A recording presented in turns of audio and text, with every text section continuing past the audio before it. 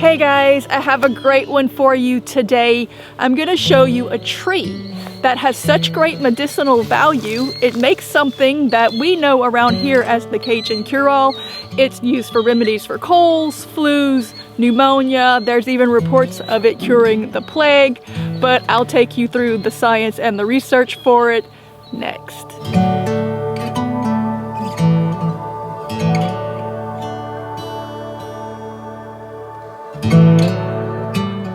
Alright, we just had an ice storm and most everything is dead, but there's still some green on the Manglier trees.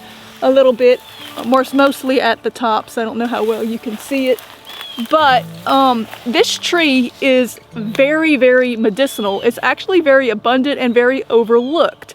Years ago, most Cajun grandmothers will know that the Manglier tree, also known as the groundsel bush, the sea myrtle, or the salt bush, was used as a cure-all to make a medicine for just about anything you can imagine. It got a little bit of a resurgence during the COVID pandemic era, especially for people who were having long-term issues that medications didn't seem to be helping. Those old Cajun grandmas just came out of the woodworks and said, when we were kids, we took this. And so people started using it again and got better, so it got really popular. Now they sell it locally in different stores and gas stations, and our local universities within the state of Louisiana, LSU, and I think the University of Lafayette have put a lot of research recently into it to find out why it is so effective. So today I'm going to show you how to identify this tree, and I'm going to give you some of the research that is going on and what they're finding about it. And then in another video, make sure you watch that video, I'll show you how to make the Manglier tea, and I'll give you more of the tradition and the history and some of the folklore that goes with it. Manglier tea, being used as a medicinal remedy, was common in past generations among the Cajuns and the Creoles. It was a medicine used to clear both viral and bacterial infections. A common cure-all that was used for everything from the sore throat to pneumonia to even plague. The roots were boiled for fever and aches. A tea from the leaves and twigs has been used as a sore throat, cold, flu, and pneumonia remedy. It helps to reduce mucus buildup.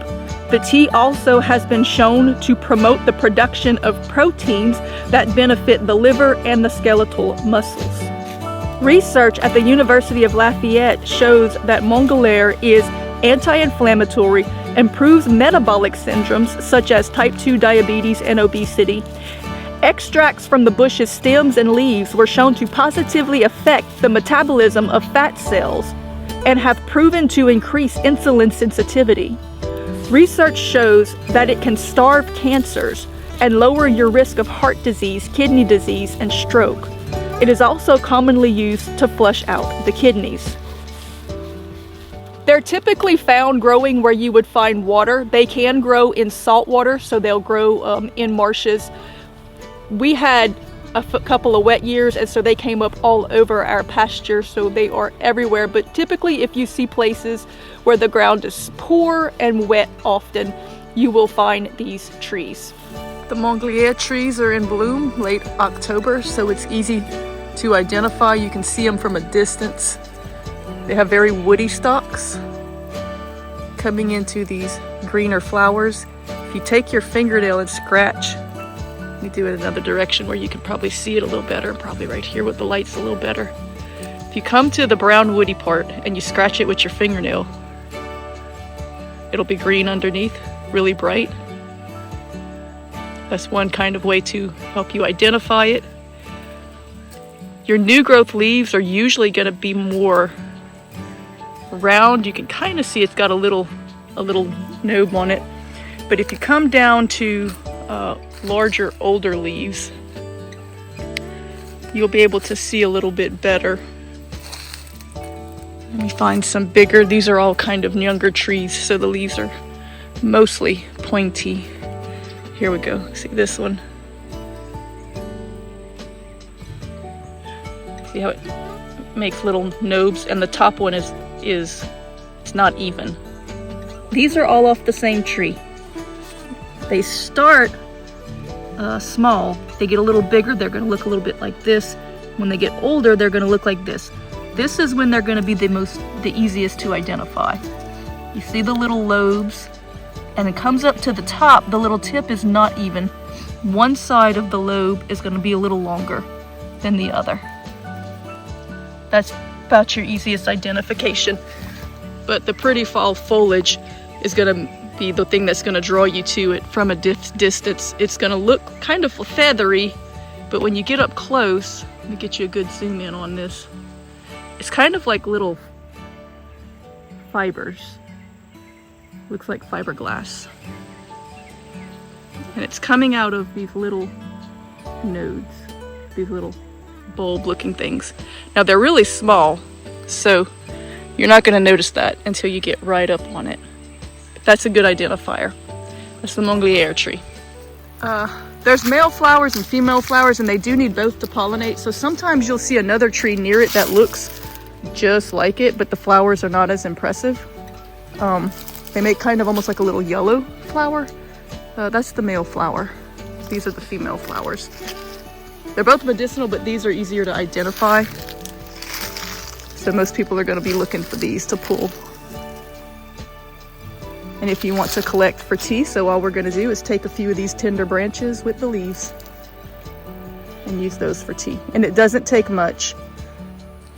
They're very woody at the base. They have many, many, many branches, especially these, because I think some of these got bush hogged at one point.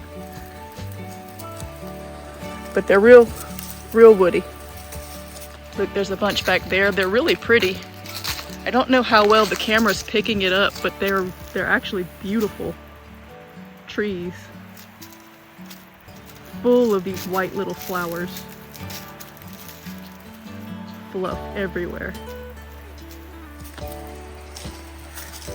They have great medicinal value. The Cajuns and the Creoles use them to cure any kind of sickness, cold, flu, plague, all those things. And the property is in the leaves and in the branches. And I do have a cold, so I will make you a video next on how to make Manglier tea. There's some over there, there's some here. Just walking into the thicket, and it's everywhere. Let's see, just walk around the corner. There's another one. There's another one. See, they're very, very abundant. And while I'm pulling from this, I look straight down. Look under my boot. This may pop. These make a great fruit that's good, and also there's medicinal, and you can use the leaves in the tea as well. Butterflies are drawn to it, so when they're putting on their flowers in the fall, you can kind of watch for that. It'll help you to identify it. They also like water. Usually anywhere where there is a lot of water. Our field stayed flooded one year. We had a wet year and they just came up all over it. So look for places where there's a lot of water, around sloughs. Sometimes you find them along roadways because they do like the salt. And just kind of poor ground environment where a lot of other things won't grow, they will flourish. These trees are very beneficial and they're being researched. And because the research is relatively new, I'm going to put links in the description to a lot of the research that's being done for anyone out there who's interested and may want to expound upon it. So I hope you found this video interesting. Make sure you watch the other one where I show you how to make the Manglier tea and give you more of the medicinal traditional folklore history. And of course, as always, make sure that you like, share, and subscribe. Let us know in the comments if you enjoy this. Watch all the other videos that we have that are just like it, as we show you how to find medicinal and edible plants right in your own backyard, and what they're used for. So enjoy, and as always, we'll see you next time.